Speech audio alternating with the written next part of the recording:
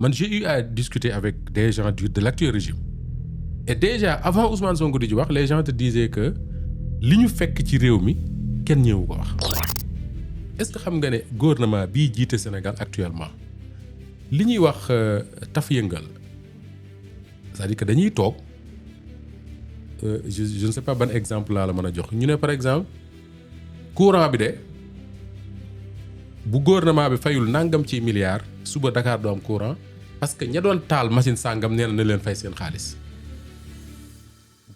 gouvernement bi di dëbb ba fay ko yenn saa yi mën nañ toog ñu ne y a les salaires qui arrivent comme si. maanaam dañuy gérer ay urgences. mais au fur et à mesure ils sont sur des urgences tous les jours ci seen table. su réew tollee foofu dafa war a nekk ci responsabilité wu chaque personne mu ne li ñu mënoon ñun ñëpp mënatuñ ko il faut ñu reconnaître ñun ñëpp parce que un problème man damay jàpp ne soo ko reconnaître rek doo ko mën a faj il faut ñu reconnaître ñun ñëpp que ne li ñu mënoon mënatuñ ko te li ñu mënoon mënatuñ ko ne veut pas dire que ni syndicalistes yi amuñu droit défendre seen ay acquis am nañ ci droit ne veut pas dire que ni ñi soxla laaj amuñu droit laaj parce que justement dañu fal Bassirou Diomaye Faye pour qu'il règle nos problèmes mais man li ma gëm mooy nañu nekk ci lu raisonnable. mais est-ce que kon da nga jàpp ne c'est la communication au niveau de l'État ou en tout cas ni ñuy communiquer pour le moment il y a des choses à corriger et à refaire. mais pour que askan wi comprendre réellement ci ban situation lañ nekk ak ci lan la ñu jëm. très honnêtement. oui. très honnêtement parce que dama jàpp ne voilà un régime boo xam ne bi ñuy ñëw au pouvoir dañu amoon contre eux l'essentiel de la presse amoon contre eux l'essentiel des hommes d'affaires amoon contre eux l'essentiel des syndicats ak yeneen ñoom li leen yóbbu pouvoir du Moustapha Diop du Mamy Samb du kenn ku am benn influence fenn c'est les Sénégalais surtout les plus jeunes ñoom ñoo mobilisé wu yóbbu leen pouvoir et ces jeunes-là ils se sont toujours exprimés à travers les réseaux sociaux et j'ai l'impression que dans la tête de ceux qui nous dirigent ils pensent que ñoom ils doivent toujours continuer à parler à ces jeunes-là fàtte yeneen Sénégalais yi nga xam ne ils ne sont pas leurs électeurs mais aujourd'hui ñoom ñooy seeni njiit man Moustapha Diop il faut parler à tous les Sénégalais il faut leur dire que ni on est dans une situation difficile mais on n'est pas mort on est dans une situation difficile mais xam nañ li ñu ko teg mooy Macky Sall ak njabootam c'est la vérité man nag ma jàpp ne su fekkee da nga am un malade def la diagnostic xam li ko dal xam kan moo ko teg li ci war a topp mooy nga jàkkaarloog malade bi ci bët nga ne ko di nga jóg lal bii nga tëdd di nga doxi say soxla nii ak nii laay def dinaa opérer sangam dinaa def nangam mu xam ne dina metti li nga koy def mais dina jóg.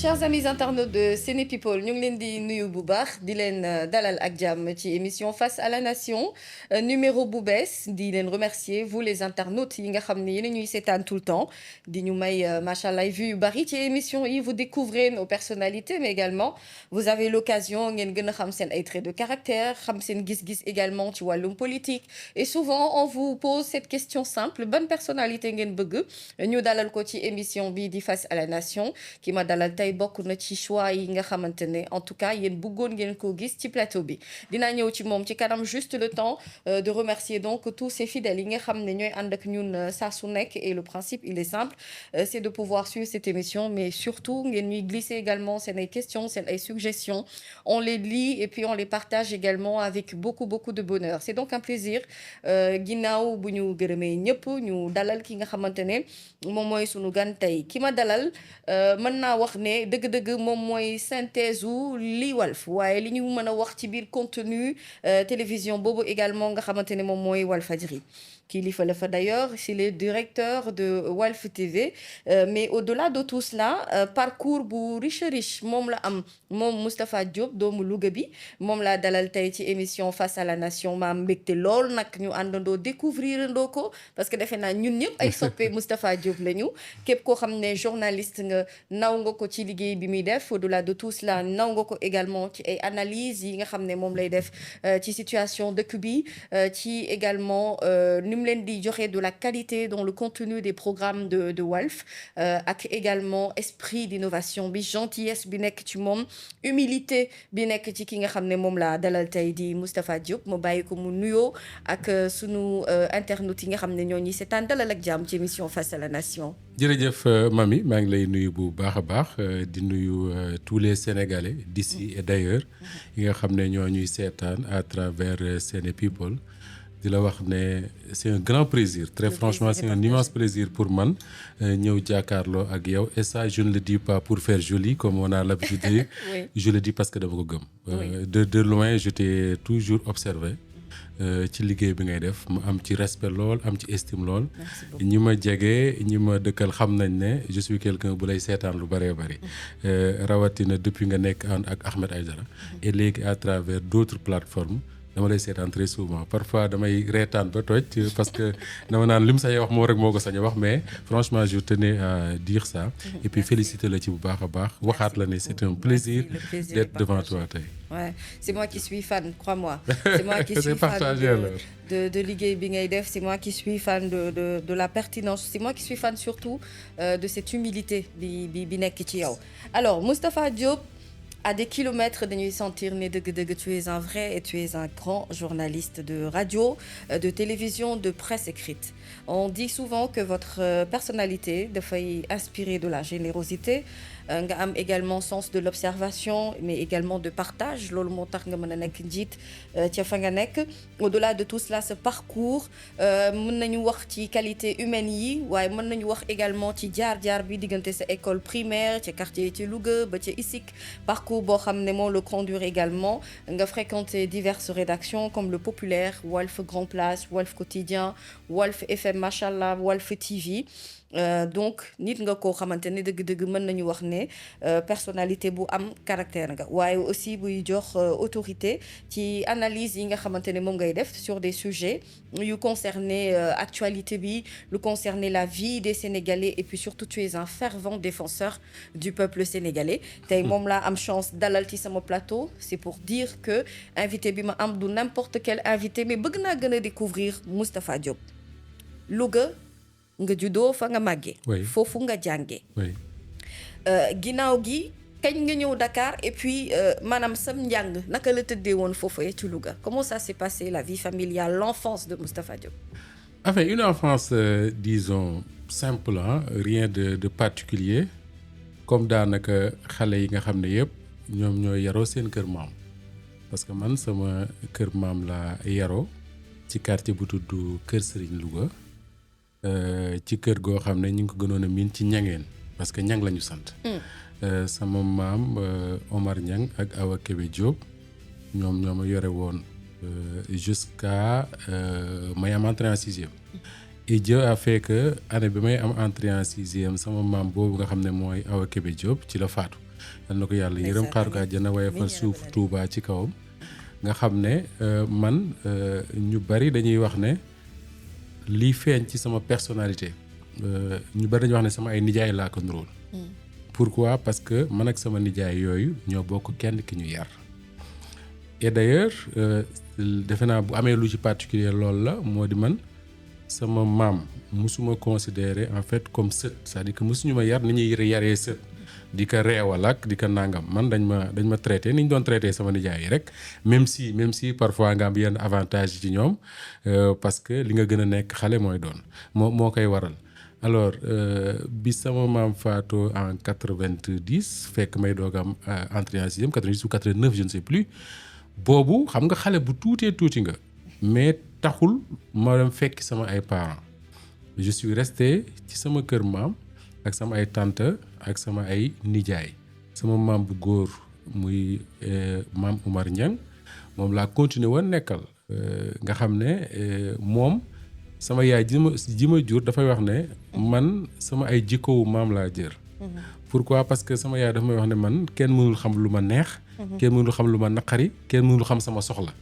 parce que justement sama maam daf ma yar ci aw ma habitude di diis kenn sama ay soxla. bu ma daan jàngi bi ma nekk école primaire déjà su ma jàngee ba week-end jot damay ànd ak sama maam dem boutique am boutique la woon boo xam ne daan jaay ceeb dugub suukar yeneen ak yeneen. fa laa daan nekk di commerce ak moom. Comme sama nijaay yëpp parce que ñun loolu lañ xam da ngay jàngi su jàngi bi jeexee nga dem ci boutique ba toog yu bari ci nga koy tàmmee yu bari ci laa ko xamee.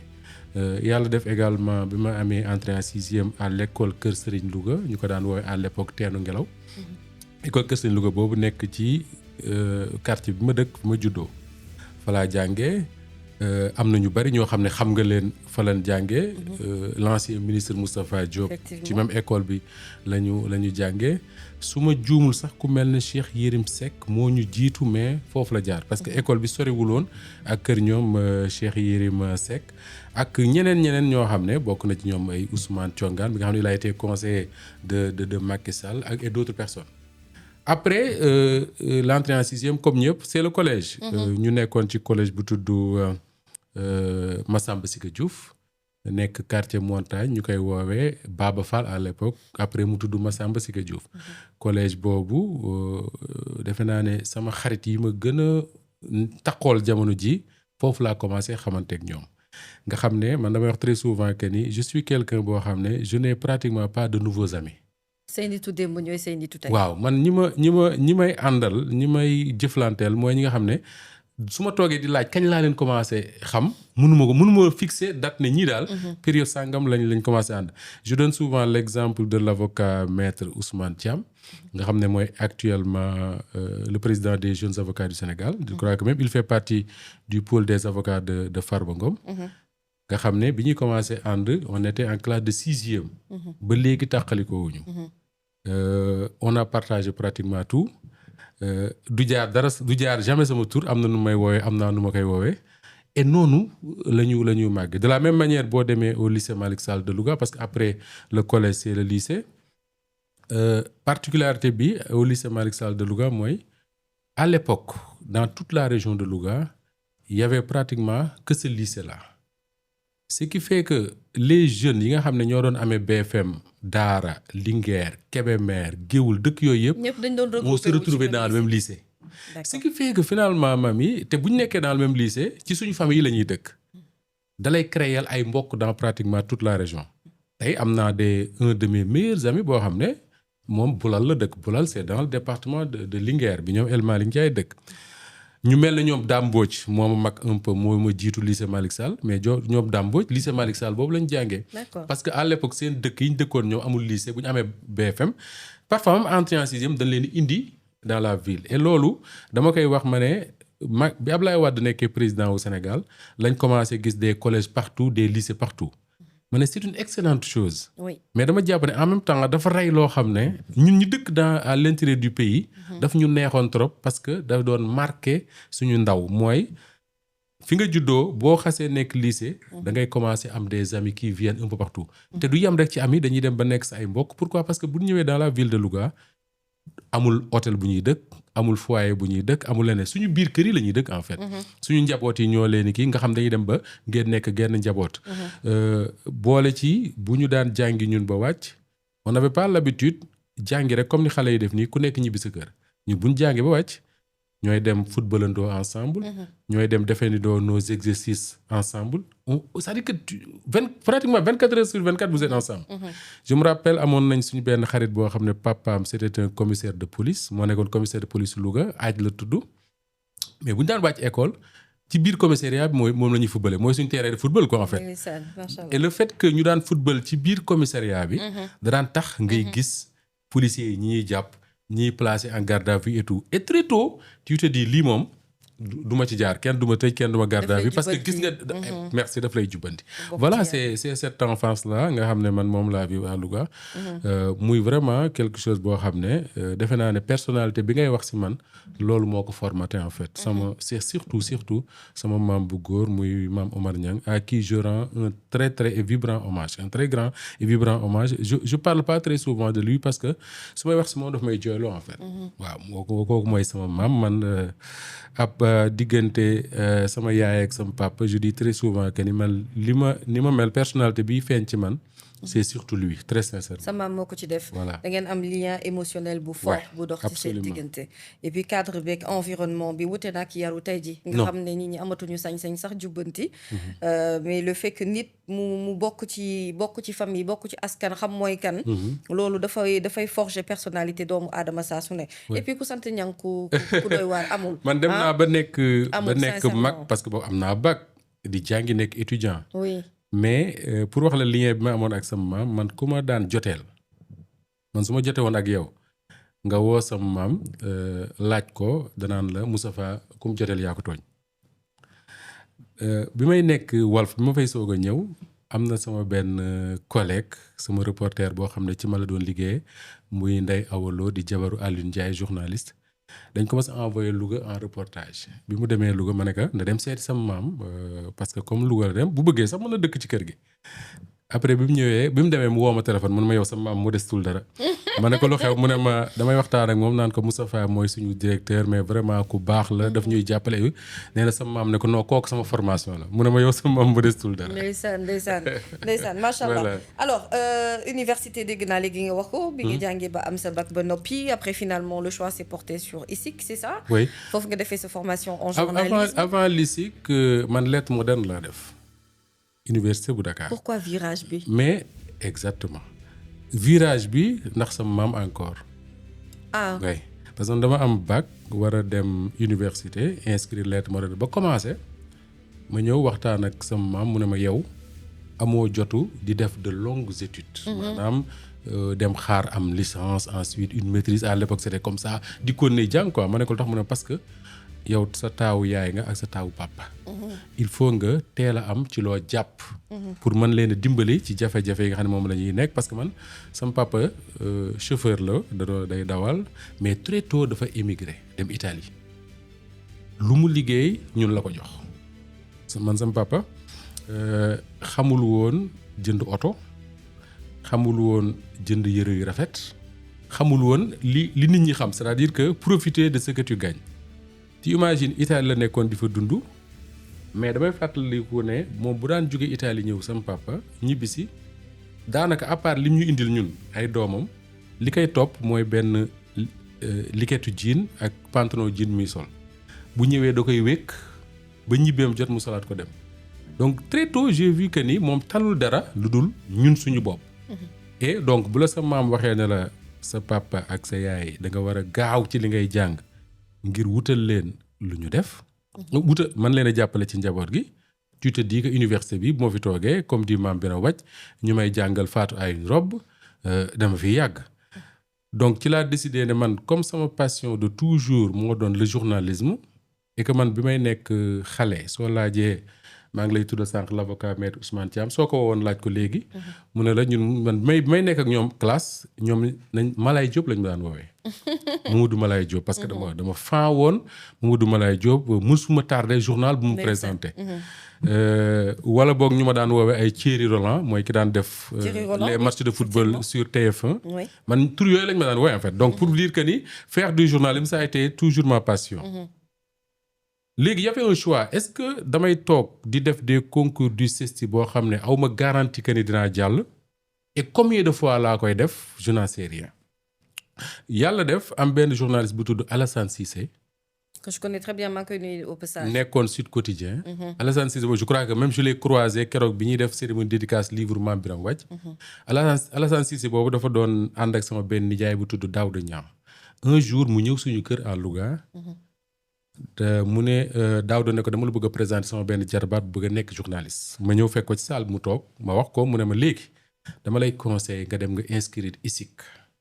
pourquoi parce que ISIC école la bu bees bu ñu créé le groupe Sud moo ko créé et d'excellents journalistes ñoo fa nekk di jàngale. ma laaj ko mu ne ma Abdou Latif Coulibaly mooy directeur bi.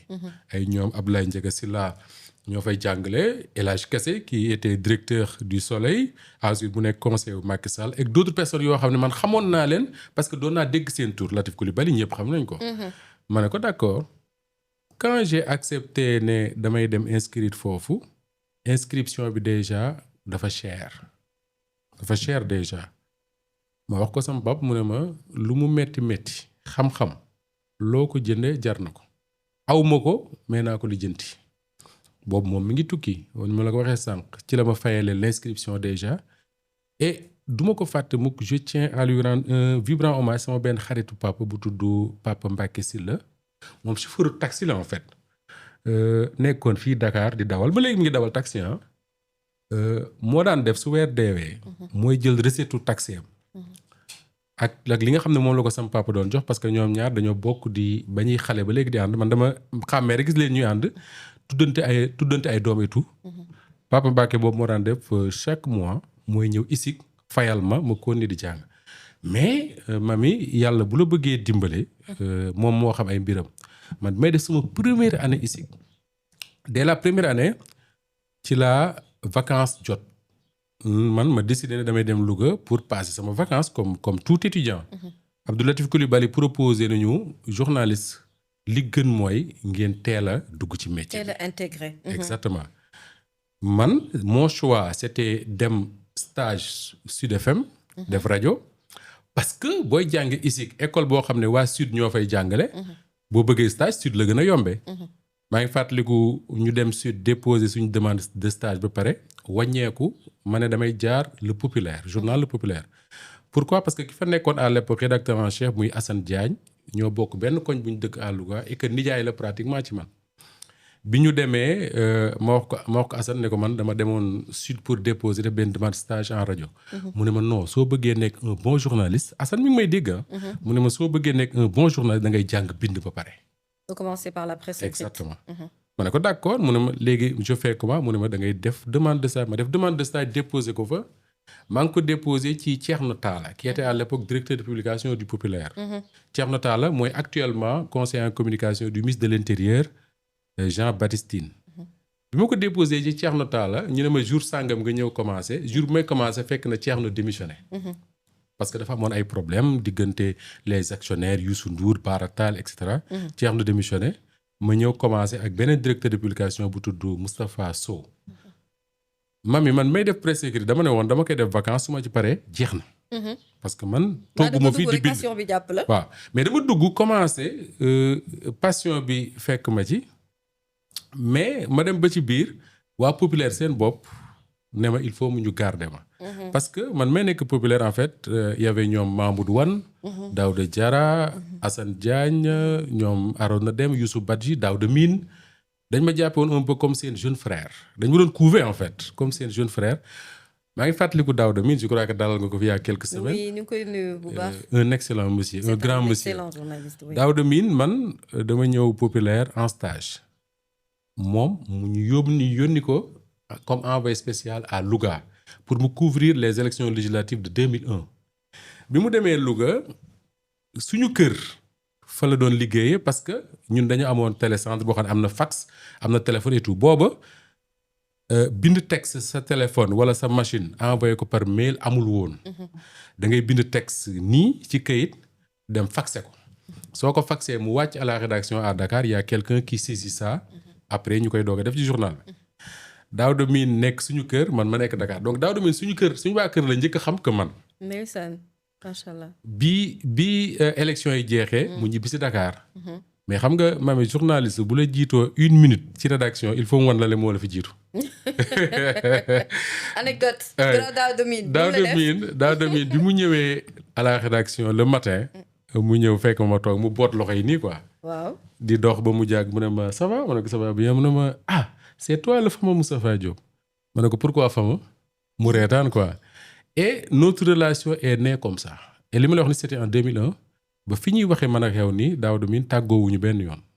metti talu la bi nga nekkee ci rédaction. non du tout parce que. daaw la yoon yi ngay jënd café. wax naa la sànq ne la kay bind papier bi fii. oui wax naa la sànq ne la man dañ ma couver woon en fait ñoom muy la rédaction du Populaire ba léegi ñu ngi fi. et que man li ma dimbali mooy dama ñëw rédaction Populaire je crois même loolu moo tax su may wax ci yenn questions yi je suis à l'aise parce que première année boobu xale la première année journalisme ma ñëw intégrer une rédaction boo xam ne c'est des gens ñii ñi ngi jóge CESTI ñii jóge ci yeneen école ñii ils ont été formés sur le tas vraiment d'excellents journalistes je n'ai jamais vu une rédaction aussi riche Populaire de l'époque bi ma ñëwee chance ma am mooy Daouda Mine bu dee dem defi fait divers danaan ma kañ dem. comme ay tribunal ak parce que Daouda Mine li tax mu mel nii mooy moom bi muy nekk journaliste day xëy suba il fait tous les commissariats de police de Dakar pratiquement. Effectivement, il a dit. tribunal yëpp lay dem fu tribunaux yëpp fu procès am dafay dem donc très souvent daf ma daan wax ñuy ànd donc ma am habitude kon di bind fait divers. stagiaire déjà damay bind fait divers. de la même manière Youssouf Badji Arona Dem ñi nga xam ne ñoo yore woon le desk sport su match football daan am dañ may yóbbaale. may bind ci football ay Jaraaf GIA à l'époque c'était de grands matchs de football équipe nationale bu Sénégal bu ñu dee jouer damay bind di dem di seetaan et tout ce qui fait que man tey mami. donc finalement tu es à l'aise sur tous les desks. suñ dee wax desk bu ñu orienté rek. vraiment très bien. mën nga ci développer lu voilà ba pare lii ñu poussé woon ma nag à la politique parce que le rédacteur en chef à l'époque Assane Diagne il était très politique. Mamadou Wane nga xam ne moo créé le journal Enquête. nga xam ne moo nekkoon le directeur de la rédaction moom il est très politique. Mamadou Wane doon ma poussé ci politique donc pratiquement dama xamoon toute la classe politique sénégalaise te boobu stagiaire kese laa woon. ba pare boole ceeg à l'époque populaire dafa amoon benn rubrique bu ñu tuddee woon tës c'était un billet vraiment excellemment écrit bu doon moo ko daan bind. yan saa yi da daan ñëw bopp bi xaw a kii amul idée mu ne ma booykaay ma ñëw ci bureau mu ne jóg fauteuil bi mu toog ne ma toogal ma toog mu ne ma bindal quelque chose. et j'écris lu nekk sama bopp rek ma bind ensuite moom mu ñëw il retravaille ça man noonu laa nekkee ci journalisme. moo tax su may wax ci yenn questions yi ma ciy nekk à l'aise parce que noonu lañ ma ci formaté en fait. buñ doon bër kon dañuy wax ne wax dëgg yàlla métier bi ngay def nii da nga ko mbapat. ndax da nga ko jàng te ku connaît qui connaît les rédactions sénégalaises. boo amee chance ñu mel ni ay Daouda Mine comme tu dis di liggéey ak ay grand Abdoulatif Coulibaly. forcément mënoo ñàkk bañ a nekk journaliste. ki ma ci gën a marqué d'ailleurs à l'époque c'est Abdoulaye Ndiaga Sylla. moom moo nekkoon suñ profu presse écrite. Latif Coulibaly également man bi may def deuxième année yor nañu en presse écrite. Communication nga ka daan def ak ku mel ne El Hadj Kassé. parce que en fait man ñu koy nuyu le grand El Hadj Kassé. man je suis diplômé en communication. oui man normalement tey dama waroon nekk conseiller en communication ci entreprise ak ci yeneen. parce que diplôme bi ma yor looloo ci ne. mais bi may nekk ISIC je faisais loolu moo doon intérêt wu ISIC d'ailleurs c'est-à-dire que tu fais du journalisme et de la communication. après boo paree yow yaay tànn li nga bëgg a def. mais tu as les deux. Moustapha, je comprends mieux beaucoup de choses. Je suis sûre que ñi seetaan comprendre nañu également beaucoup de choses. alors c'est bien que ñu découvrir la personnalité de Moustapha Diop parce que ñu bëri mën nañu di seetaan nit te duñu xam nit ki jaar-jaaram. lan moo tax mu mel nii tey te loolu nag maanaam juddu gi da cee bokk yaru gi da cee bokk jàng gi da cee bokk ak tàggatu gi bu baax et aujourd'hui on en arrive à un point où Moustapha Diop c'est l'un des journalistes chroniqueurs les plus suivis sur Walf comme autant sur le net, c'est-à-dire da ngay scroller que ce soit sur les réseaux sociaux à chaque fois que tu tombes sur Moustapha Diop da nga koy forcément déglu parce que li muy wax non seulement day am intérêt pour askan wi mais da nga ci am jàngat gu bëree bëri loolu dinañu permettre mbokku internautes yi ma fàttali ne ñu ngi ci émission Face à la Nation tey Moustapha Diop la dalal ci plateau bi. ci loolu émission bi wàllum actualité daf ci am pàcc bu am solo ndax bëgg nañu itam natt tolluwaayu réew mi waaye au-delà de tout cela am ci sa gis-gis ci li nga xamante ne moom moo mujjee xew di très fait d'actualité yi nga xam ne moom moo rythmé sunu vie fan yii yëpp Moustapha Diop ngay nit koo xam ne yàgg nga xeexal askan wi wax dëgg yàlla bu yemoon rek ci sa engagement personnel bu boobaa xëy na sax amaana ñu ne c'est que du Moustapha mais finalement gis nañu également groupe Walf li mu jot a dund depuis bu yàgg te ba léegi nga xam ne y a un nouveau régime bu ñëw installé wu Moustapha Diop continue de se battre pour le peuple ou en tout cas di leen orienter pour ñu am la bonne information face vraiment à beaucoup de manipulation bu ñuy seetlu ci médias yi de plus en plus un rapport est sorti rapport qui fait beaucoup de bruit rapport boo xam ne aussi c'était très attendu parce que Ousmane Sonko annoncé woon na ko et ñu ngi ko doon xaar rapport Cour des comptes boobee nga xam ne aujourd'hui c'est sur toutes les lèvres bi mu génnee tu as vu le tollé médiatique que ça a fait gouvernement bi def na conférence de presse pour expliquer à l'Assemblée nationale également je crois qu'il y a eu un exercice bu xaw a mel noonu ginnaaw gi également fan yi on ne parle que de ce rapport boo xam ne moo ne na ne sunu dëkk fu mu nekk nii ñu ngi ci situation bu doy waar économiquement parlant et on est à la recherche de solutions pendant que ñu ngi wër solution seetlu nga itam ni li nga xam ne moom mooy le front social mu ngi en ébullition en même temps. Finalement, est-ce que le timing est bon pour tous ces syndicalistes yi nga xam ne fan yii yëpp ñu ngi en mouvement d'humeur ginnaaw publication rapport bi et surtout ginnaaw ñu am confirmation ni dëgg-dëgg li Ousmane Sonko doon wax avant rapport bi dëggal na ko et que réew mi fu mu nekk nii dañoo nekk ci situation yu extrêmement difficile et ce ne sera pas facile de se relever. Mami, d'abord sur le rapport man je dois dire honnêtement que ni les dégâts dont on parle sur l'économie sénégalaise sur les finances publiques peut-être ampleur bi moo may bett mënoon naa ne xëy na yaakaaruma ne woon foofu la àgg mais les dégâts moom dara bettuma ci. li tax mooy man je ne sais pas si c'est une chance ou quoi mais journaliste là et j'ai beaucoup d'amis ci l'ancien régime quand je dis amis mooy des gens yoo xam ne tu discutes ak ñoom. seq ngeen jàmm seq ngeen jàmm boo soxlaa information woo leen soo bëggee vérifier dara ñu woo leen man je dis souvent sax que ne je connais plus les gens de l'ancien régime que ceux de l'actuel. Et déjà à l'époque plusieurs fois dégg naa ci sama nopp ay nit di la wax sur l'état des finances publiques. Ah bon? Plusieurs fois du mën a benn du mën a ñaar plusieurs fois sur l'état des finances publiques.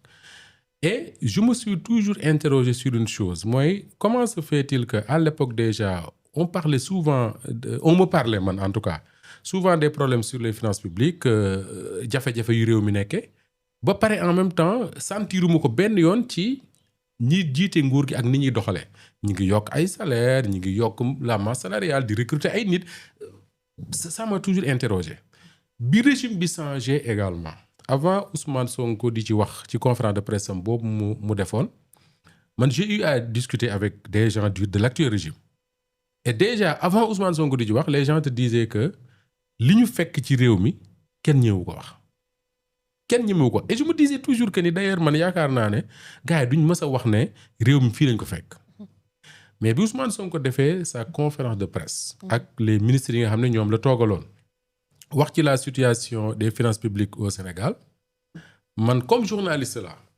j'avais dit une chose dama ne man li ci Ousmane Sonko wax man naa ko gëm loolu c'est personnel parce que mami man nga wax dara ma gëm la parce que dama la xam c'est personnel mais le journaliste que je suis moom li koy gëmloo rek mooy li mu vérifier dafa am benn journaliste français buy wax ne moom du juum ci internet wala réseaux sociaux ñu ne ko lu tax mu ne je ne partage que ce que je peux vérifier man réaction dama koy am souvent face à certaines choses da nga ma wax dara ma gëm ko parce que wóolu naa la mais je me dis il faut ma xaar ba am ci la preuve te wax dëgg yàlla mami su fekkee dañu ne premier ministre wax na nangam ñu bari ci ñun xëy na yow moo la dal man de dal na ma au début dañuy jàppoon ne nouveau régime bi la neex rek mu ne tey ñu xool lan moo ne ci finance publique yi pour xaawi sutura wu Macky Sall ak ñi fi nekkoon ñu bari noonu lañ ko jàppe woon mais ma dégloo le président de la République Bassirou Diomaye Faye mu wax ne c'est une obligation légale mooy loi moo leen sant ne bu ñu ñëwee ñu fal leen yees nañu vérifier ba lan moo ne ci compte public yi te bari ñu rendre ko public procédure boobu la ñu def ak IGF ba ci Cour des comptes wax li mu wax xam nga loolu El Hadji Mansour Seck ma doon théâtre ca Ndar doon wax ne c'est fini jullit tubaab c'est-à-dire que loolu mooy c'est fini jullit tubaab c'est-à-dire que Cour des comptes man dama jàpp ne bu ñu defee ba certifié ba wax ne lii moo fi ne ñun ñëpp dañoo war a gëm ne loolu moo fi ne ku koy contester parce que nit am na droit contester doo ko contester sur la base de Cour des comptes mbubu mu weex la ñu sol wala mbubu mu ñuul da nga koy contester sur la base que voilà ce que la Cour des comptes dit voilà la preuve que c'est pas vrai c'est aussi simple que ça mais boo dégloo ñi ciy wax ba léegi man gisaguma ci ku ma apporter la preuve que ni li Cour des comptes wax du dëgg moo tax man awma benn doute ci li Cour des comptes wax ne moo ne ci réew mi loolu moo fi ne. ah mais opposition bi nee nañu rapport bi Cour des comptes bi fësal. amul signature te ñoom loolu daf leen poser problème. loolu mooy waxu dof en fait wala waxu kuy taylu parce que ñun ñëpp xam nañ ne maam yi waxuma sax institution bu tourné Cour des comptes mais même yow sa bopp wala man mi sama bopp y a des choses que moo doon publier tey sur le net am na yoo xam ne dama koy baare c'est sûr pour sàmm sa propriété privée. mangoog tey ji la Cour des comptes est-ce que dina jël un rapport boo xam ne leer na ko ne bii dañ koy diffuser sur l'internet réseaux sociaux yi télévision yi mu ci def ay signature ay nit yoo xam ne mën nga ko scanner def ci lu la neex déjà waxuma sax ay loi ak ay procédure mais xel sax moo nanguwul loolu. beneen bi mooy dégg naa mon ami Daouda Mine wax ko keroog sur la TFM soo demee vérifier les rapports de la Cour des comptes yi mujj génn yu ci baree ba doo ci gis signature dégg naa ma wax ko signature mooy yi ñuy jël jox ko le président de la République et loolu lu xel mën a nangu la mais li am solo pour man mooy et d'ailleurs ça me pose problème parce que boo déggee ñi nga xam ne ñooy contester les rapports de la Cour des comptes wala boog ñin sant ñu koy contester quelque part da nga naan est-ce que ëpp nañ la ci xam-xam yow wala ëpp nañ ma ci xam-xam man parce que tey bu fekkoon ne dañ ne ma le ministre Amadou Ba wala le ministre Abdoulaye Daouda Diallo wala Macky Sall wala ndem si yàlla Moustapha Ba yàlla na ko yàlla yërëm ñoo bind contester le rapport de la Cour des comptes avec des faits yu ñu mën a vérifier su boobaa ma mën a dégg mais ñi ci wax ñëpp boo waxalee yàlla rek ils étaient loin des finances publiques ñi ci wax ñëpp soo waxalee yàlla rek même ñi bokk ci opposition incarner l'opposition léegi nii ils étaient loin des finances publiques liñ ci xam mooy liñ ci lire et ça pose problème moo tax ma ne l'angle de défense même de l'opposition man ça me pose problème maintenant su fekkee ne constaté nañ seen situation là ba pare te mami li ma lay wax nii leer na ma ne yow ci sa bopp bu laajte nga ko xam nga ko est-ce que xam nga ne gouvernement bii jiite Sénégal actuellement li ñuy wax taf yëngal c'est-à-dire que dañuy toog je ne sais pas ban exemple laa la mën a jox ñu ne par exemple courant bi de bu gouvernement bi fayul nangam ci milliards suba Dakar du am courant parce que ña doon taal machine sàngam nee na leen fay seen xaalis gouvernement bi di dëbb ba fay ko yenn saa yi mën nañ toog ñu ne y a les salaires qui arrivent comme si. maanaam dañuy gérer ay urgences. mais ils sont sur des urgences tous les jours. ci seen table. exactement c'est comme si man ni ngay gérer sa boîte en fait ñu ne tey le 20 xaw ma 21 février nga ne yii le 28 war naa fay salaire. nga commencé dàqante. comment faire pour payer les salaires bala ñu agsi foofu quand su réew tollee foofu dafa war a nekk ci responsabilité wu chaque personne. mu ne li ñu mënoon ñun ñëpp mënatuñ ko il faut ñu reconnaître ñun ñëpp parce que un problème man damay jàpp ne soo ko reconnaître rek doo ko mën a faj il faut ñu reconnaître ñun ñëpp que ne li ñu mënoon mënatuñ ko te li ñu mënoon mënatuñ ko ne veut pas dire que ni syndicalistes yi amuñu droit défendre seen ay acquis am nañ ci droit ne veut pas dire que ni ñi soxla laaj amuñu droit laaj parce que justement dañu fal Bassirou Diomaye Faye pour qu'il règle nos problèmes mais man li ma gëm mooy nañu nekk ci lu raisonnable gouvernement bi également communiquer ci lu raisonnable xam nga nit su fekkee ne yow da nga nekk ak sa boroom kër mu ne la mbir mi day metti na parce que dañu amee bor sangam ak nangam mais dinaa fexe ba ngeen di dund xale yi di jàngi di mën a fay école ñu mën a fay courant fay ndox mais il faut que greffage sàngam nga bëggoon a jënd mu jar nangam il faut mu xaar yére sàngam nga bëggoon a xotti il faut nga xaar or nga bëggoon a jënd il faut mu xaar mais yow miy soxna si xam nga ban question moo la gën a intéressé mooy xaar bi jusqu'à quand jusqu'à quand man ma discuter ak ay autorités wu Sénégal ñu ne ñoom espérer nañ fii ak 2027 ñu am une maîtrise totale de la situation dama ne man su ma nekkoon un communicant du gouvernement parce que je ne le suis pas fi may insister mooy la situation est extrêmement compliquée li Ahmed Al Amin Lo di wax mooy suñu góorgóorlu ñun ñëpp on va vers un crash c'est compliqué mais je dis aux Sénégalais c'est compliqué mais on va régler ça et je dis aux Sénégalais en 2027 wala en 2026 wala en 2028 ces problèmes-là seront derrière nous comme ça ñu am ci lu ñu jàpp ci lu dëgër wala bokk yaakaar gi ñu xam ba fan lañ koy natt on ne vit que d'espoir nit ñi boo bëggee ñu topp la ci ay sacrifices doo leen wax joo xam ne dañuy jàpp ne ils vont se sacrifier pendant 10 ans. wala ils vont se sacrifier pendant man j'ai toujours cru sincèrement que cette situation là on va devoir la vivre jusqu'à la fin du mandat de Diomaye Faye. peut-être même ba ca topp mais boo waxtaanee ak ñiy liggéey ci wàllu finance publique ñiy liggéey laa la wax dañ naan la cette situation là li muy compliqué jafe-jafe li nga xam ne war nañ koo jël ci mesure buñ ko jëlee fii ak 2027 on peut avoir une maîtrise de la situation. Je dis pas que problème yëpp day jeex mais on peut avoir une maîtrise de la situation pour aller vers d'autres choses. Mais est-ce que kon da nga jàpp ne c'est la communication au niveau de l'État ou en tout cas ni ñuy communiquer pour le moment il y a des choses à corriger et à refaire. Mais pour que askan wi comprendre réellement ci ban situation lañ nekk ak ci lan la ñu jëm. Très honnêtement. Oui. Très honnêtement parce que dama jàpp ne voilà un régime boo xam ne bi ñuy ñëw au pouvoir dañu amoon contre eux l'essentiel de la presse amoon contre eux l'essentiel des hommes d'affaires amoon contre eux l'essentiel des syndicats ak yeneen ñoom li leen yóbbu pouvoir du Moustapha Diop du Mamy Samb du kenn ku am benn influence fenn c'est les Sénégalais surtout les plus jeunes ñoom ñoo mobilisé wu yóbbu leen pouvoir et ces jeunes-là ils se sont toujours exprimés à travers les réseaux sociaux et j'ai l'impression que dans la tête de ceux qui nous dirigent ils pensent que ñoom ils doivent toujours continuer à parler à ces jeunes-là fàtte yeneen Sénégalais yi nga xam ne ils ne sont pas leurs électeurs mais aujourd'hui ñoom ñooy seeni njiit man Moustapha Diop il faut parler à tous les Sénégalais et c'est d'ailleurs bien que le président de la République wax ne nañu convoquer tous les acteurs sociaux yu ñu waxtaane réew mi def dialogue social man loolu laa gëm et loolu warul yam ci les syndicats le patronat ak ñeneen dañu war a fexe ba Mamy Samb mi nga xam ne mi ngi toog këram di taal añam mu mën a xam fan la réew mi toll ak fan la ñu jëmee xëy na exercice boobu moo tax Ousmane Sonko bëgg a def Assemblée nationale te bu fa demee effectivement il va parler à l'Assemblée mais il parle à tous les Sénégalais pour que les Sénégalais il faut leur dire que ni on est dans une situation difficile mais on n'est pas mort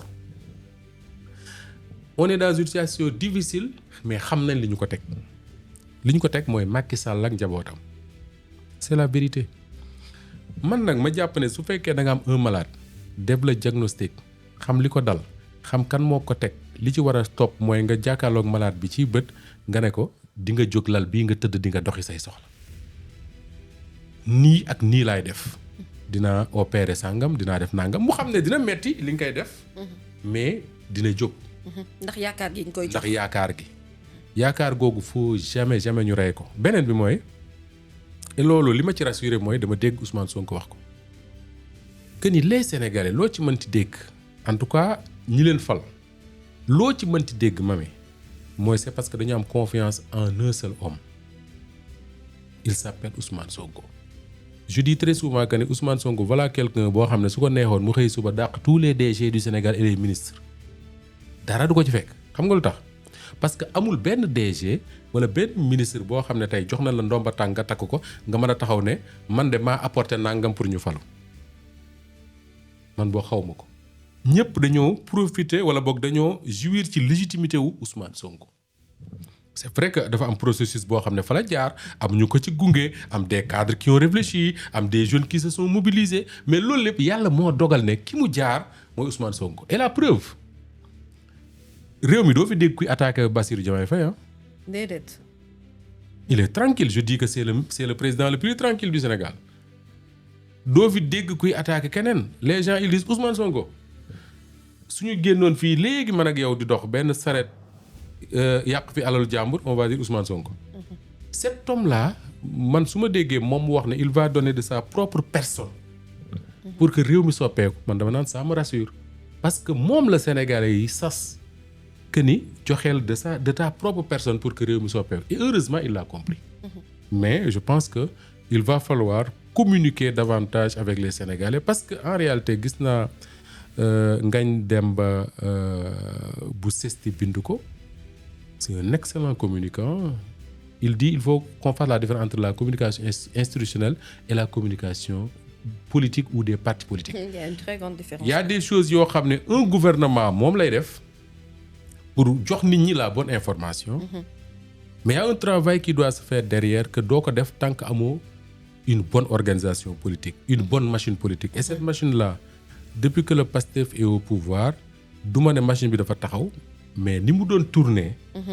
ku waxal yàlla rek xam ne tourné tu ko. Effectivement li koy expliquer xëy na Ousmane Sonko c'est le premier ministre il n'a plus beaucoup de temps. Bassirou Diomaye Faye bi nga xam ne pendant un temps moo doon diriger les cadres tey il est président de la République El Hadji Malick Ndiaye qui était chargé de la communication du PASTEF. Maintenant il est président tey de il est l'Assemblée président de nationale. l'Assemblée. Man parfois je me dis pourquoi ba léegi le PASTEF il ne cherche pas à se réorganiser pour refaire cette communication là. Pour que ñoom leen yóbbu pouvoir ñu continuer di ca nekk pour que les Sénégalais continuent di ànd ak ñoom ci li nga xam ne moom lañu def parce que du su adhésion populaire amul rek mënoo dem fenn. Pourtant li ngay wax ne c'est tellement simple à comprendre mu ngi mel ni tey rek athlétisme discipline boo gis bu dee daw it 4 fois 100 mètres xam nga ne que loolu relais moo koy def. te relais bi moom il faut relayeur bi mën a daw pour passe témoin bi. keneen ki ci topp pour que les choses marchent. loolu mooy tax mu mën a jëm ci kanam alors beneen rupture boo xam ne xëy na peut-être ils vont la porter parce que Ousmane Sonko dina dellu Assemblée nationale. ci question écrite yooyu alors que ça faisait un moment gisatuñu woon gouvernement dem Assemblée nationale. Pour répondre à certaines questions. Encore, il y a eu des piles de questions écrites qui n'ont jamais eu de réponse. Oui. Je crois que Guy Marius Sagna également jooy na ko ba sonn ndax Moustapha Diop yow en tant qu'observateur da nga am impression ne dëgg-dëgg le législatif ci Assemblée nationale bu mujj bi taxaw nañu pour indi ay coppeeku par rapport ak d'habitude liñ fi daan gis. lenn moom mën naa ko seede mooy volonté bi xam nga nag nit mën na am volonté ba pare du def. mais volonté wu soppi assemblée nationale moom am na man maa ngi gëj assemblée nationale bu Sénégal ba may nekk journal Le Populaire yàgg na mais semaine yi ñu passé dem naa fa. dem naa assemblée non parce que dama amoon ay rendez-vous ak ay députés yoo xam ne j'ai préféré ma taal sama oto dem fekk leen plutôt que ñuy ñëw parce que au-delà du fait que journaliste la bul fàtte ne dama jiite këru liggéeyukaay. te këru liggéeyukaay yooyu également il faut nga am ñooy waxtaanal. mais gis nga mami bu Sénégalais yi demoon assemblée tuuti dugg fa dox fa question bi ngay njëkk a posé wu mooy mais assemblée nationale nan lañ def budget bi ñu leen doon jox. ndax lan loo fekk c'est le premier problème c'est-à-dire que problème rupture bi njëkk mooy boobu vétusté. ouais.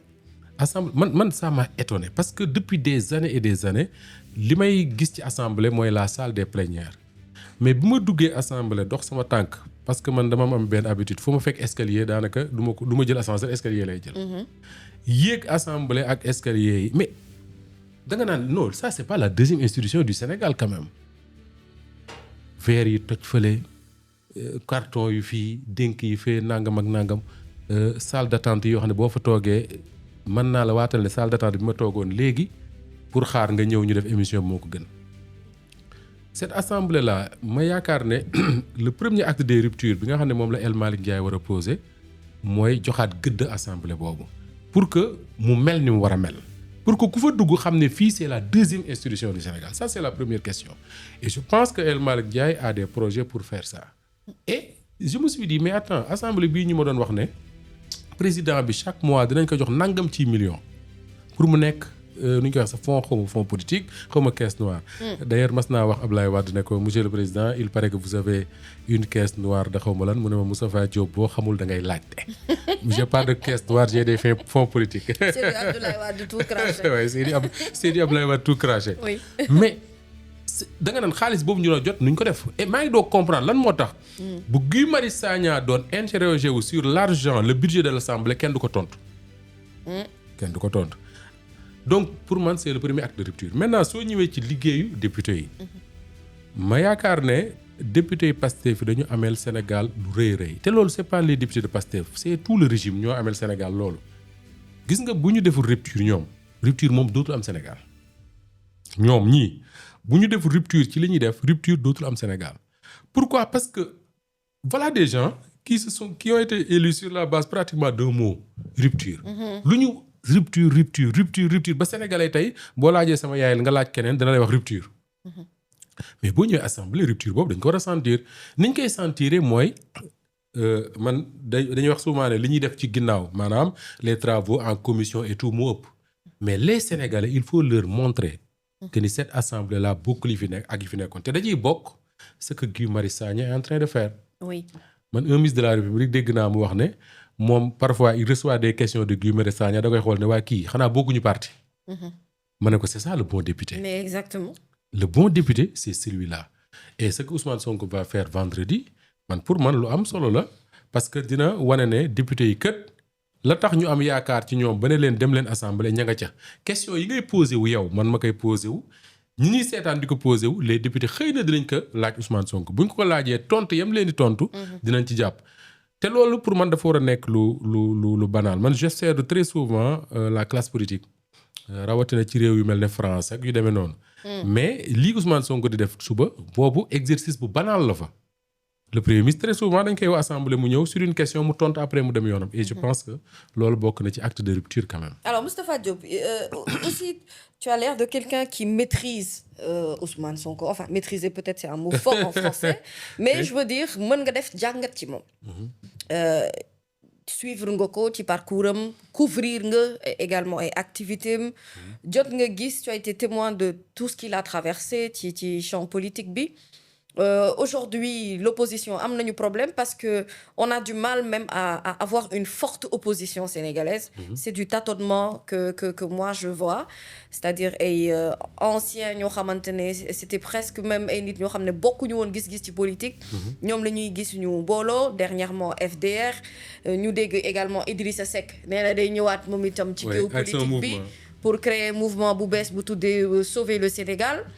Xawma sauvons le Sénégal je ne sais plus quelle est l'expression adéquate mais bon bref je veux dire Ousmane Sonko toog nga ak moom également offrir aux Sénégalais l'opportunité def ak moom émission bu yaatu mu ñëw ci lu bari ci parcours am ak ci gis-gisam ak ci li nga xam ne moom mooy projet yi mu amal Sénégal émission boo xamante ne Walf sax d'ailleurs dafa dóor yeneen télévision ba tëdd seen kaw parce que boobu c'était à plus de 100 000 vues je crois ou atteindre ngeen plus que ça même je crois que même Ousmane Sonko a battu son record avec Walf. Il a battu son record avec Walf c'est clair. Donc aujourd'hui c'est-à-dire cet homme qui est autant critiqué da yaa ngi koy wax sànq ñenn ñi xëy na lu ñu yëkkati ci kawam lañ koy teg. ñu amoon yaakaar ne bu faloo yëf yi dina sedd mais apparemment il continue de supporter les coups et il continue également moom itam souvent d'apporter les mêmes pics à l'endroit de cette opposition presque inexistante sénégalaise. sa jàngat ci wàllum politique pour yow lan moo laqatu ak lan moo jox doole Ousmane Sonko doole gi mu am nii tey ba tax même askan wi bu ñu d'accordut ak moom il suffit que mu génn wax rek que ñëpp dañuy plier wu à genoux ci moom li mu bëgg wala boog gis-gis gi nga xam ne moom la man réew mi nit ñi wóolu ko ci. gis nga mami man dama bokkul ak journalistes yu bari ci lenn man damay essayer très souvent di observer benn distance critique entre man ak les acteurs politiques même si am naa ci ay ñu may jëflanteel. mais dama nekk également man journaliste boo xam ne du ma wax ci nit te jéem ma koo xam. man ba may nekk reporter Ablaye Wade nekk président au Sénégal.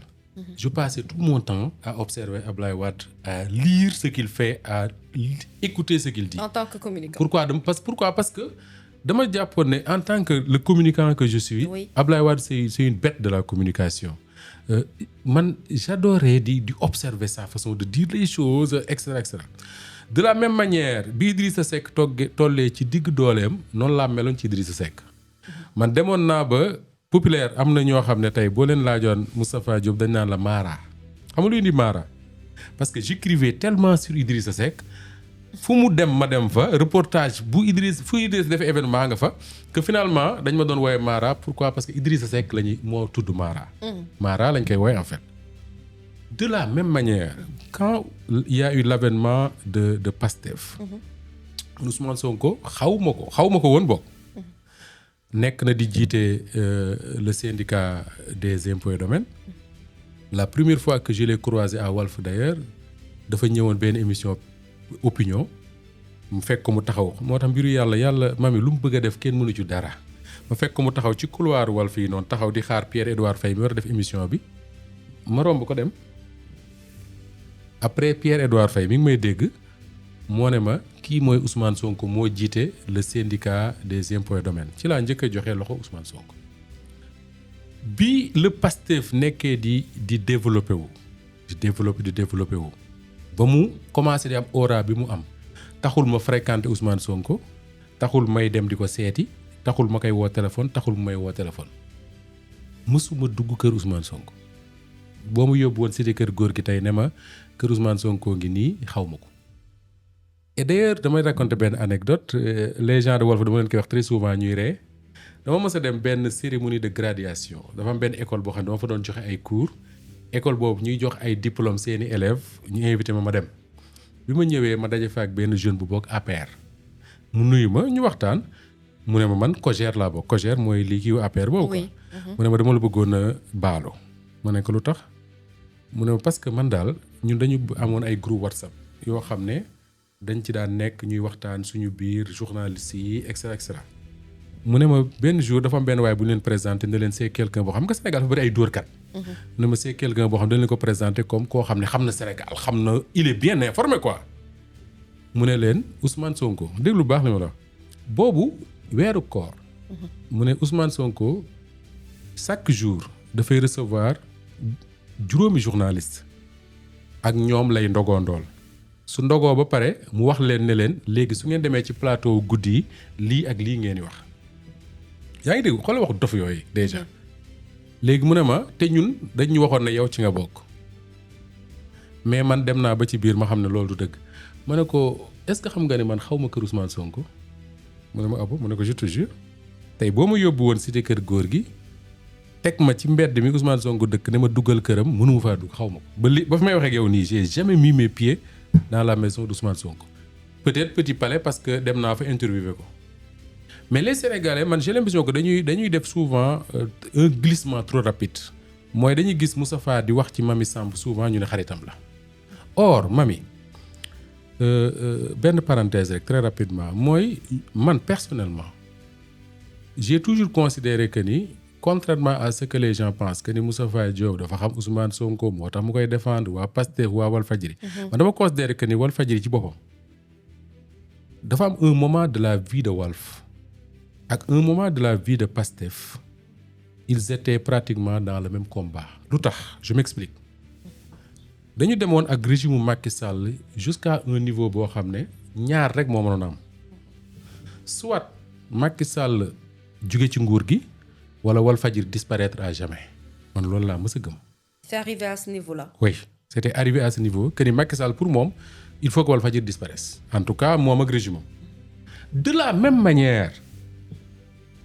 waa Pastef il fallait que Macky Sall jóge ci nguur gi wala il disparaisse à jamais Ousmane Sonko prison lay dee mook Diomaye Faye ak ñeneen ak ñeneen le Pastef on en parle plus et d'ailleurs c'est pas pour raison que ñu dissoudre ko le dissoudre Pastef bu mënoon a dissoudre Walfadjri da koy dissoudre à partir de cet instant là de manière consciente ou inconsciente da ngay nekk dans un combat de survie tu te dis man si je me bats pas je vais en prison wala si je me bats pas je disparais et man je dis très souvent que man rus naa man Sidi Lamine man ak Seyni Diop bi jiite Walf Quotidien le directeur de publication de Walf Quotidien ñun la Sidi Lamine mujj a nommé dans sa vie ñun ñaar la mujj a nommé dans sa vie et rus naa mu dénk ma këram moom mu jóge fi ma nekk fa ak njabootam muy disparaître. et je dis très souvent que man boo gisee kiti ma Walfadjri ba léegi parce que dama bëgg bis mu fay jógee Walfadjri toll foo xam ne du ñu soxlaati Moustapha Diop je me bats tous les jours pour que ñu arriver à un niveau boo xam ne dootuñu soxlaati Moustapha Diop léegi su fekkee ne yow da nga toll foofu ci combat à tout moment mën na la jàpp yóbbu prison mais da ngay mener un combat même si tu n'es pas dans l'opposition tu es obligé de te battre c'est-à-dire que tu te bats wala tu disparais ñun foofu lañ tolloon. Et d'ailleurs Ousmane Sonko est venu dans vos locaux. Mais il est venu 2 fois. jàppale leen voilà taxawu leen. Ousmane Sonko dañ ko jàpp dans l'affaire Adji Sarr Sweet Beauté. yóbbu ko garde à vue tëj Walfadjri. Effectivement. bi mu génnee il est venu nous voir. man d'ailleurs rare fois yu ma toogee ak Ousmane Sonko bi mu nekkee dans l'opposition c'est à Walfadjri devant tout le monde tooguma ak moom. feneen bi peto daal li xale yi naan peto wetu leen. c'est-à-dire que li extraordinaire mooy man. pendant tout le temps bi Pastef di xeex pour dem pouvoir mësuma toog ak Ousmane Sonko di waxtaan li ñu toog yépp c'est pour le boulot dafa am émission mu ñëw ma interviewé ko parfois am avec d'autres journalistes. mais kon lu tax nit ñi jàpp ne yow da nga far ci pouvoir bi. non mais wala bokk ci système bi nga bokk comme ni ko yenn gars yi di waxee. c'est-à-dire que li ma la expliqué mooy ñun dañu tolloon ci benn moment wax ñun ak Pastef on avait le même combat c'était pas un combat politique. c'était un combat de survie. survie da ngay xeex mbaa nga disparaître. ñun nag on avait notre manière de se battre et le Pastef avait sa manière de se battre parce que ñoom ñooy politique ñun politique uñu la preuve quand ils sont allés au pouvoir les gens de Walf continuent à travailler comme ni ñu ko doon defee et beneen bi mooy Mamy, il y a beaucoup même certains de nos confrères et consoeurs qui parlent beaucoup de Walfadjri te xamuñu ko Walfadjri ba Sidi Lamine génnee àdduna ba léegi amul kenn je défie quiconque kuy liggéey Walfadjri ku la mën a wax ne mas naa fekk benn réunion boo xam ne Moustapha Diop wala Cheikh Niass wax nañ fa ne nañ jàppale Ousmane Sonko wala nañ xas Ousmane Sonko wala nañ jàppale Macky Sall wala nañ xas Macky Sall amul ça n'existe pas mais les gens nit ñi ay nit lañ su ñu demee ba gis ne ñoom seen liggéey bii ñuy def nit mi ngi leen koy bëgg a xaj mais de manière naturelle da nga koy sentir seeni wax da nga koy sentir loolu mooy am Walfadjri mais man mes positions personnelles je les assume tous les jours amul kenn koo xam ne man nga ma wax ne ma waxal lii wala bul wax lii amul su ma juumee j'accepte que ni damaa juum su ma juumul je suis quitte avec ma conscience ma jox la un exemple rapidement si man su ma juumee ni ma koy gisee man dama toog émission te naa la ci wax tuuti ci Ousmane Sonko li ma la wax ni yàggul may wax ci le député Abdou Mbow ma am lu ma waxee ci moom utiliser des mots Abdou Mbow jël téléphone am woo ma ne ma Moustapha man vraiment am naa lu ma metti ma ne ko lan la mu ne ma am na yoo xam ne keneen mën na ma koo wax du ma wax dara mais yow soo ma ko waxee daf may metti parce que danga maa xam ma ne ko dëgg la mu ne ma su ma sañoon doo wax moo sàngam di ko jëme ci man sama xel dem ci ne Abdou Mbow mii li muy nekk ci pouvoir bi yépp comme bi mu demee opposition critiqué naa ko plusieurs fois musuma woo di plaindre en quoi que soit su ma woowee tey di plaindre parce que dama utiliser un mot contre lui man maa ko tooñ Abdou Mbow mi ngi may dégg wala boog dina ma dégg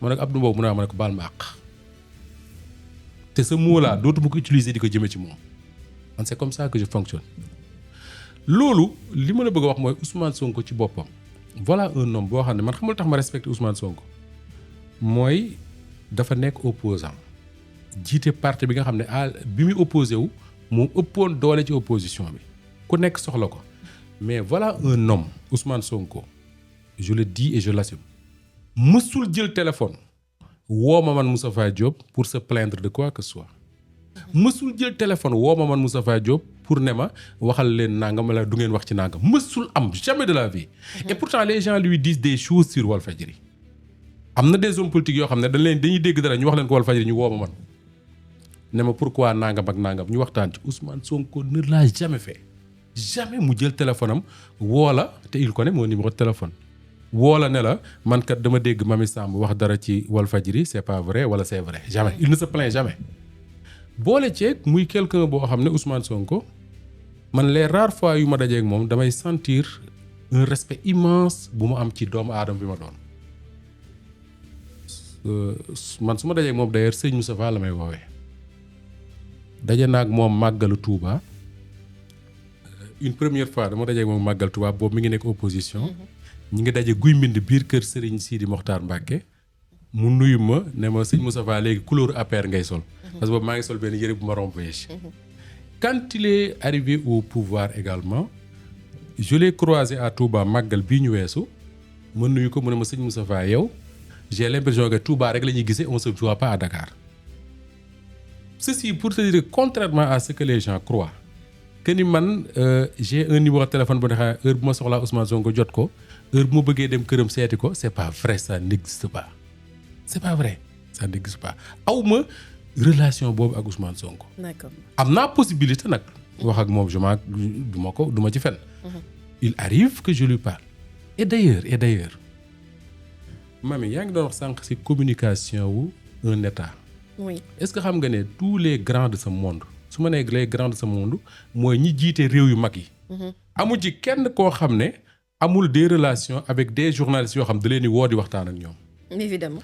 dem jëlal Donald Trump jëlal Emmanuel Macron jëlal Vladimir Poutine jëlal ku la neex y a même des journalistes yoo xam ne le fait de fréquenter un président day dem ba may leen ñu mën a bind des livres sur ces présidents là. parce que mënoo jiite réew bëgg koo defar ba pare Mamy Samb mi nga xam ne moo ne ci média yi di wax ba pare di nekk ci ak Sénégalais tous les jours nga ne du ma fexe di ko xam di wax ak moom. Sénégal gii ñu nekk ñëpp xam nañ la relation qu'il y avait entre Babacar Touré ak Abdou Diouf ñëpp xam nañ ko.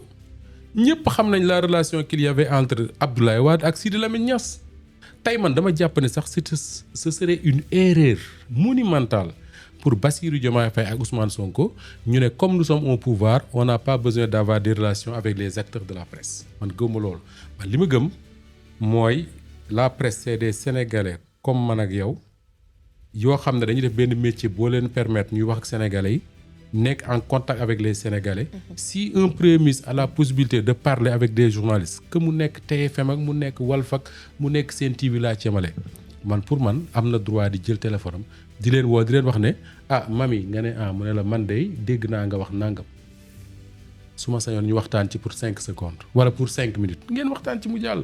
Cette relation là mënta ñàkk mais man je ne suis pas un défenseur de Ousmane Sonko mësuma may 1 franc. mësuma demander benn service mësuma koo demander benn service. Très bien, ça a le mérite d'être clair. Oui. Man les seuls services que je peux demander à un pouvoir. Oui. C'est pour Walfadjri. te service mooy lan mooy nañ may Walfadjri jàmm mu liggéey. du leneen. Ça a le mérite d'être clair. moo tax dama toog temps yii ma dégg quelqu'un en parlant de ça j'ai eu l'impression que ni moom dafa yaakaar ne le pouvoir de Bassirou Diomaye Faye depuis ñu falu dañuy jël xaalis rek di xëpp Walfadjri. maanaam seen sponsor officiel la ñu. exactement et pourtant. oui pourtant Cheikh Niass mi jiite Walfadjri bi ngi may dégg. amul 1 franc bu sa régime laa mas a may Walfadjri. 1 franc. alors. et je suis bien placé pour le dire parce que lépp lu fa xew xam naa ko. alors. Je suis contente de t'entendre parler comme ça. Et c'est les moments préférés moi, dans cette émission. C'est quand mon invité se livre et surtout di wax ay part de vérité askan wi ñi seetaan parce que comme tu dis Sénégal mooy dëkk boo xamante ne c'est tellement facile kenn ku ci nekk nga dugal ko ci benn case ñii nga wutal leen ay farandoo. ñii nga wutal leen étiquette dëkk bu naqaree liggéeyee la ñu nekk. Et donc ça a le mérite d'être clair que les Sénégalais comprennent relation bi la boole ak yow. Waxtaan bi dafa neex tellement qu'on ne voit pas le temps passer. Pourtant il nous reste très peu de temps.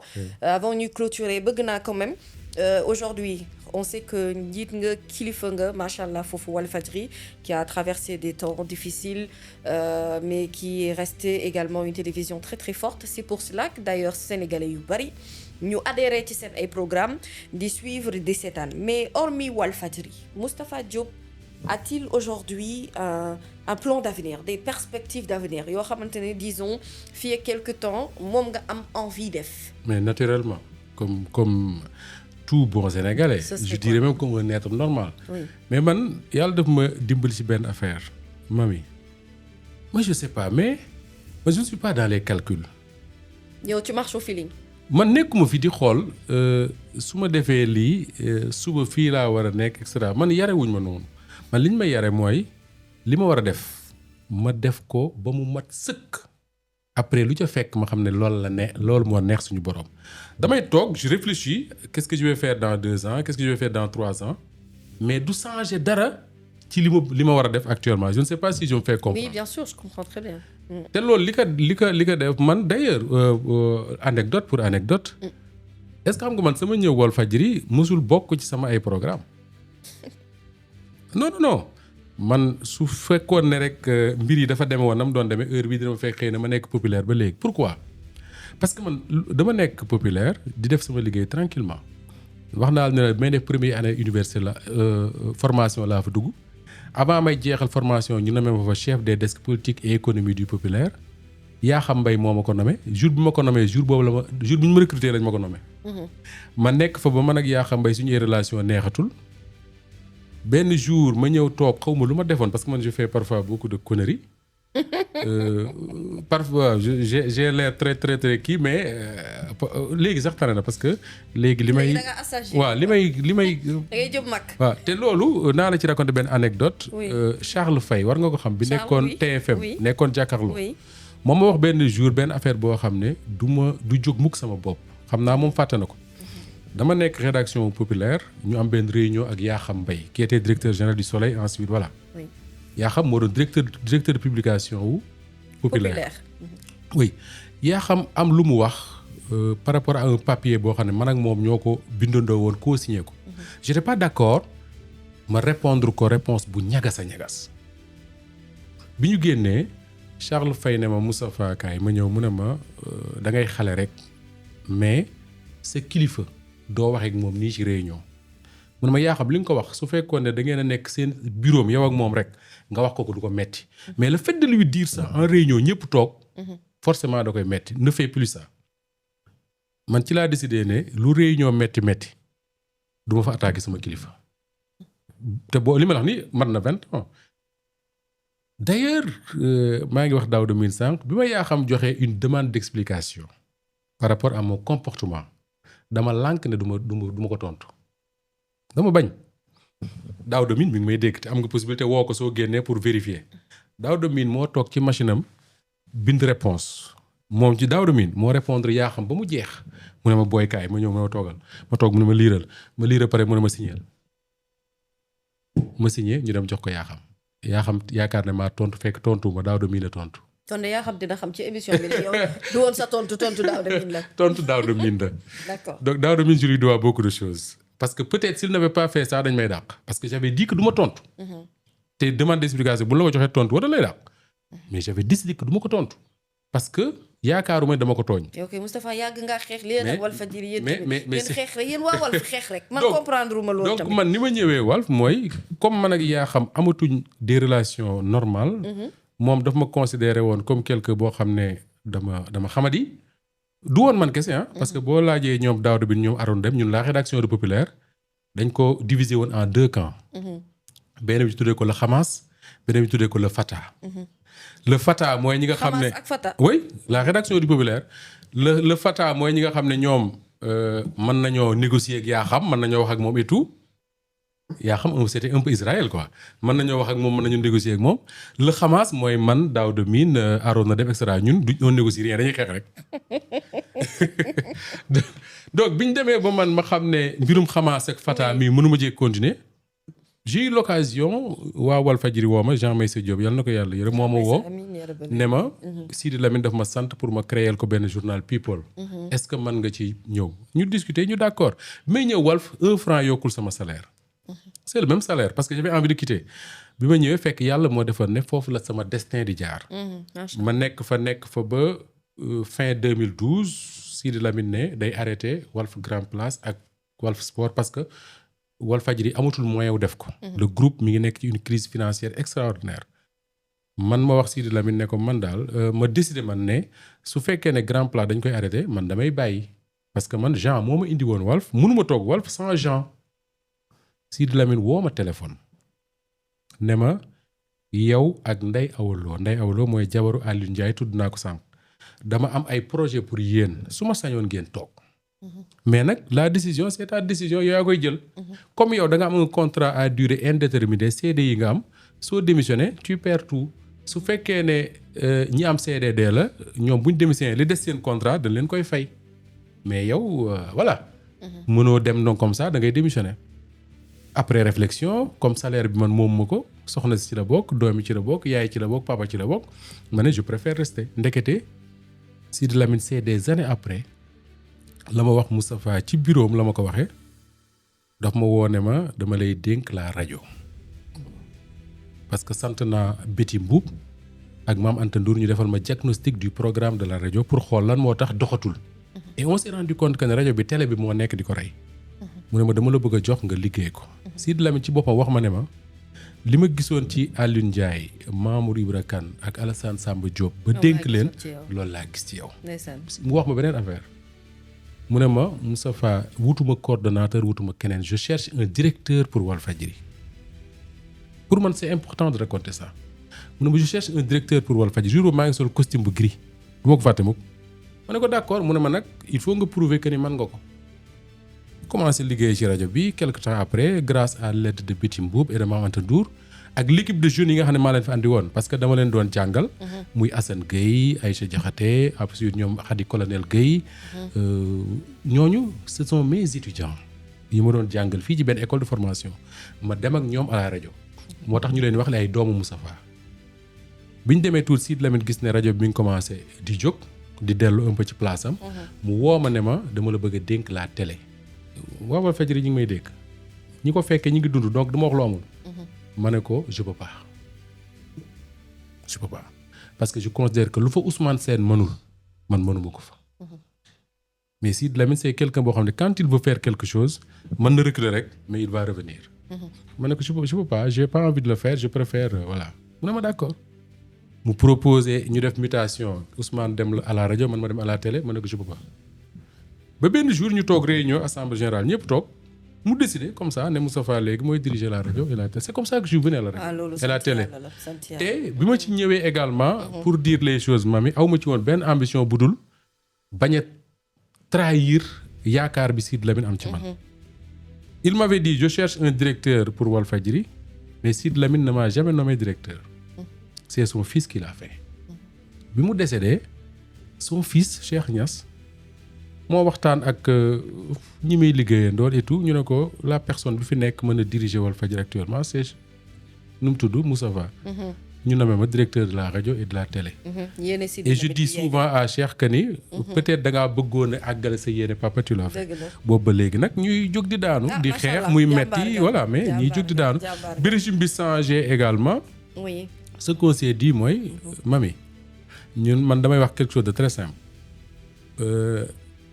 ñii nekk di jiite Sénégal la question simple que je me pose mooy est-ce que am nañ volonté wu defar réew mi te gëm naa ne am nañ volonté wu defar ko jusqu'à ce que ñu prouver le contraire est-ce que defar bi lépp a ngi jaar ci yoon déedéet mi ngi am du ciy sooxe est-ce que am nañ volonté di jubbanti li koy sooxe am nañ ko tant que ñu ngi ci loolu vraiment ku bëgg a demander Moustapha Diop ne ko boo yeewoo naan sa café pare attaquer Ousmane Sonko mais je le ferai pas parce que ba may critiquer Macky Sall kenn santuma ko. loolu dafa am ñu lay woo ne la pour nga attaquer ko. non parce que damay dégg ñu ne way il n'attaque jamais Ousmane Sonko. il ne critique jamais Ousmane Sonko. te pourtant man ba may critiquer Macky Sall ak pouvoir am kenn santuma ko. et je fais partie d'ailleurs des rares journalistes de l'époque yoo xam ne Ousmane Sonko def na fii meeting fii te boobu la ñuy wax ne maa koy jàppale pour mu dem pouvoir. def na fii meeting ci place de l'Obélisque am wax jum fa wax le vendredi qui suit. ma def benn chronique ne Ousmane Sonko li mu wax c'est pas normal il n'a pas le droit de le dire. et je me rappelais très souvent benn responsable Pastef bu nekk Touba daf ma woo mu ne ma Moustapha vraiment tey nag merloo nga ma ne ko wax mu ne ma ci suba ba léegi suñu leader bi nga dégg ko attaqué. ma ne ko mais moo wax lu waxuwul. man su waxee lu waxuwul je le dis que ni wax na lu waxuwul. c'est clair c'est clair man aw ma ci. voilà mi ngi noonu. de la même manière comme man nangu naa ne kenn du ma imposer lu may wax. mais je peux pas imposer aux gens de Walfadjri ne leen dee leen wax lii wala di leen wax lële. da nga leen bàyyi ak seen liberté. Mami est-ce que xam nga ni man je fais l'émission Pencco xam naa waxtu bi jeex na mais il faut mu wax la ko. man je fais l'émission Pencco tous les vendredis. man Moustapha Diop li ci ëpp xawma qui sont mes invités xawma sax chroniqueurs yi war a ñëw nga xam ne je travaille ak ñoom tous les jours mais da ngay gis ne parfois dañuy changer xawma ne Pape Mokhtar Diallo dina fi nekk tey wala Mame Biram wala Pape Sané wala Pape Moussa Sow wala Abdoulaye Mbow xam nga kan moo koy def Issa Tine mi ngi may dégg sama nawle la sama rakk la du ma ko waxal loo xam ne da koy déglu naan Moustapha waxul dëgg c'est Issa Tine qui coordonne l'émission moom moo naan ma tey de bu ñu invité woon Mamy Samb bokk parti sangam ak diw bokk parti sangam baax na parfois ma ne ko Issa je suis d'accord parfois ma ne ko je ne suis pas d'accord c'est lui qui s'en occupe moom mooy toog ba mu neex ko mu ne ma dama koy wane Issa quels sont les thèmes lan la ñu war a waxtaane mu ne ma man de pour man boo waxtaanee nangam ak nangam ak nangam dina baax. ma ne ko écrit envoie-moi ça il écrit il me l'envoie je corrige je lui retourne ça. moom mooy toog ba vendredi. man maa ngi sama kër di préparer wu mu woo ma ne ma tey de dama xalaatoon ne bu Pape Sané mën na ñëw ak Mame Biram ak diw. yenn saa yi ma ne ko mais pourquoi diw du ñëw mu ne ma non parce que invité sangam APR la bokk. te dafa bari xuloo su ñëwee moo chroniqueur sangam ñu daje fi xuloo yi day bari. ma ne ko d'accord fais comme tu veux. Très bien. C'est comme ça qu'il programme l'émission. Wow. Et boo seetloo ñi nga xam ne pour wax la rek que ne Walf man aw ma fa benn pouvoir bu may permettre may dicter ñuy def. boo laajee ñiy ñëw souvent Walf l'émission Pencco boo leen laajee il arrive très souvent ma toog di def émission à 2 minutes war a commencer wala 1 minute Issa Tine dugg ci plateau bi ñëw sama nopp wax. xam lu may wax très souvent day ñëw ba ci man ne ma nangam bu ci wax sama rakk la sama nawlal mi ngi may seetaan du ma ko wax lu amul day ñëw ne ma nangam bu ci wax ma ne ko lu tax mu ne ma je t'explique après mais du ma ci wax. Pourquoi? Parce que voilà un garçon je vais le dire tey parce que bariwuma lu ma koy wax voilà un garçon boo xam ne un c'est un excellent journaliste. Deux, c'est un travailleur extraordinaire qui ne se fatigue jamais. Trois, dañ ko yar boo xam ne man daf ma yéem moo tax j'ai une totale confiance en lui. Émission bu may def boo gis Moustapha di ko def. moo koy préparer mooy wut invité yi mooy wut chroniqueurs yi ciy nekk mooy bind thème yi et tout. man c'est sur la base de ce qu'il me donne que je me prépare. Ceci pour te dire simplement que ni les gens qui croient que Walf Moustapha Diop dafa nekk di dicter nit ñi lu ñuy wax ak lu ñuy bàyyi ils se trompent royalement. lu ci bari. yu ñuy wax Walf c'est après laa koy yëg.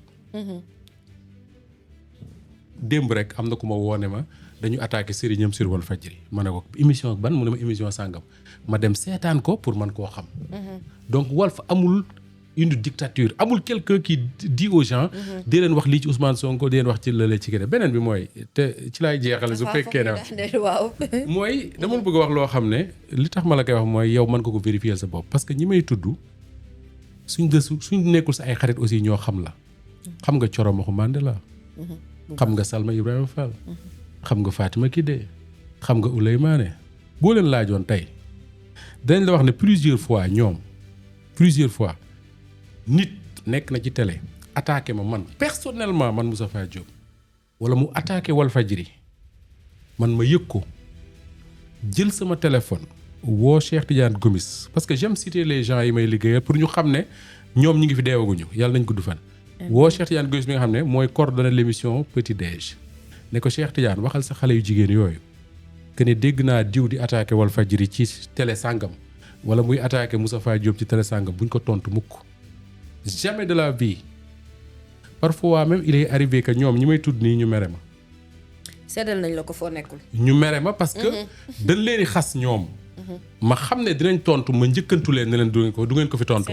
am na koo xam ne sax benn jour dafa ma mere ba mu jàgg mu ne ma waa léegi comme da nga ñuy tere ñu tontu Walfadjri ñun am na chaîne yoo xam ne danañ fa tontu bu ñu àggee def suñu live tontu may leen yéen a xam mais fii moom du ngeen ko fi tontu. loolu moom seddal nañ c'est comme ça que Walfadjri marche en fait voilà. seddal nañ la ko Moustapha Diop merci beaucoup kontaan nañu trop parce que tey moom xam naa ne am naa loo xam ne ñu bëri amuñu ko ci yow mooy ne j'ai eu l'émotion de Moustapha Diop. Moustapha Diop a sorti li nekkoon ci biir xolam et surtout tu as tenu à ce que askan wi mu leer si seen bopp. et puis ñëpp ci liggéeyu Walf ak yow sa gis-gisu àdduna ñu mën ko comprendre ci ni nga ko gisee te loolu moom mooy générosité bi et ñu gërëm la bu baax ci invitation bi ñu nangul waxtaan ak Moustapha Diop dafa neex ba finalement format bi sax xam naa dinaa wax am lu mu yokk tuuti rek su ma amee ay genre Moustapha xam nga ñun journalistes yi dañuy faralante suñu biir ñu mën a def ay jotaay yu gën a yaatu mais en tout cas grand kontaan nañu ñu ngi lay gërëm bu baax jërëjëf ci ni nga nu nangul suñu invitation ces derniers mots ñu tëj émission bi.